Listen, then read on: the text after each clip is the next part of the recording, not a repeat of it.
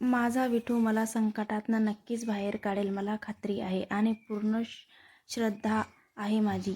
मला निराश व हतबल होऊ दिले जाणार नाही आणि याच्यापुढेही होणार नाही. नमस्कार, माझं नाव सखूबाई. माझा विठ्ठल माझ्यासोबत आहे. तोच माझी काळजी घेईल. महाराष्ट्राच्या पवित्र भूमीत अनेक भक्तांनी आपल्या प्रेमा आणि श्रद्धेने विठ्ठलाला बांधून ठेवले आहे. अशाच एका महान भक्तीची कथा आहे सखूबाईची.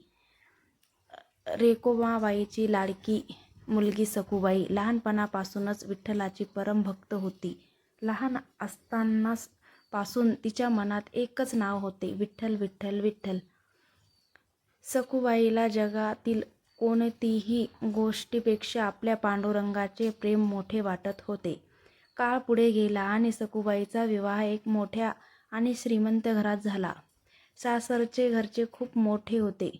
घरात सुखसुविधा कमतरता नव्हती, पण त्या घरात सखूबाईला तिच्या भक्तीची किंमत समजणारे फार कमी लोक होते. सखूबाई मात्र कधीही दुःखी झाली नाही. ती पहाटे उठून घरातील सर्व काम करत असे. काम करताना तिच्या ओठावर नेहमी विठ्ठलाचे नाम असायचे. तिच्या मनात एकच इच्छा होती, एकदा तरी मला माझ्या विठ्ठलाचे दर्शन घडावे, माझ्या पांडुरंगाच्या चरणी डोके ठेवावे.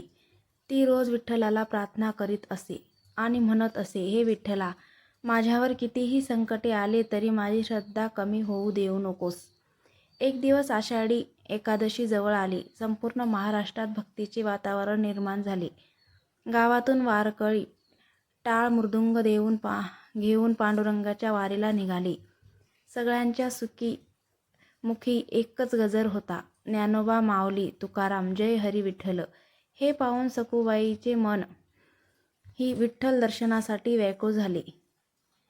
तिने घरच्यांना नम्रपणे विनंती केली, मला पंढरपूरला वारीला जाऊ द्या. मला विठ्ठलाचे दर्शन घ्यायला जायचं आहे. पण घरच्यांनी तिची विनंती नाकारली.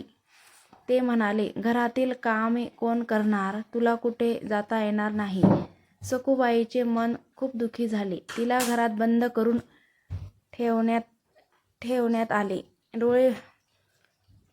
तिने त्या क्षणी डोळे बंद केले. तिच्या डोळ्यातून अश्रू वाहू लागले आणि ती विठ्ठलाला म्हणाली, हे पांडुरंगा, माझ्या मनात कोणतेही स्वार्थ नाही. फक्त मला तुझे दर्शन व्हावे हीच माझी अपेक्षा. माझ्या भक्तीची लाज राख. सखूबाईची ही आरती हाक थेट पंढरपूरच्या मंदिरापर्यंत पोचली. विटेवरी उभा असलेला पांडुरंग आपल्या भक्तीने व्याकुळ झाला. तो म्हणाला, जग माझ्या भक्तीला त्रस देत असेल तर मी तिची मदत करण्यासाठी स्वतः जाईन. आणि मग विठ्ठलाने एक साध्या माणसाचे रूप धारण केले. तो सखूबाईच्या घरी आला. घरच्यांना काहीच कळले नाही. तो शांतपणे घरातील सर्व काम करू लागला. तो प्रेमाने सर्वांची सेवा करत होता. त्याच्या चेहऱ्यावर नेहमी समाधानी होते. त्या दरम्यान विठ्ठलाचे सखूबाईला मुक्त केले आणि प्रेमाने म्हणाला, सखूबाई, तू निंदास्त पंढरपूरला जा.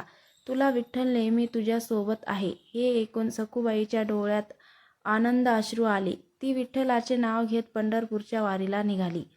पंढरपूरला पोचल्यावर तिने आपल्या पांडुरंगाचे दर्शन घेतले व तिच्या मनात एक भक्ती व एक चिंता होती. मी तर घर सोडून आले, पण घरचे मला काय बोलतील आणि काय म्हणतील, सतत याचा विचार तिच्या मनात होता. तिचे मन आनंदाने भरून आले, पण तिला माहीत नव्हते, ज्याला ती देव मानते तोच देव तिच्यासाठी तिच्या घरी राहून सेवा करत आहे. काही दिवसांनी सखूबाईच्या घरच्यांना आश्चर्य वाटू लागले. घरातील प्रत्येक काम वेळेवर होत होते. कोणीही राग न करता प्रेमाने सर्वांची काळजी घेत होते. त्यांना त्या साध्या माणसाबद्दल शंका आली. जेव्हा त्यांनी त्यांच्याकडे पाहिले तेव्हा त्यांना त्याच्यामध्ये पांडुरंगाचे दर्शन झाले. त्यांच्या डोळ्यात अश्रू आले. त्यांना समजले, हा कोणताही साधा माणूस नाही, हा तर स्वतः भक्तांचा कैवारी पंढरीनाथ विठ्ठल आहे. सगळे सखूबाईच्या भक्तीसमोर आणि विठ्ठलाच्या प्रेमासमोर नतमस्तक झाले.